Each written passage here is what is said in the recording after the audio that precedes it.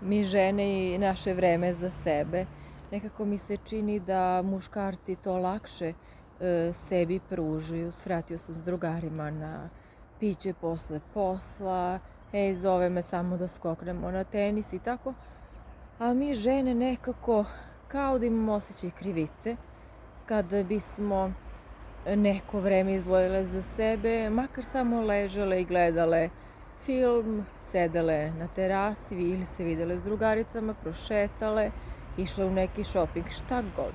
U svakom slučaju, niko vam neće nuditi to vreme, blago onima koji imaju takve partnere i okolnosti. Meni niko ne nudi moje vreme, ja ga sama odredim i sve okolo čistim da bih sebi omogućila taj jedan brisani prostor samo za mene, ja i ja.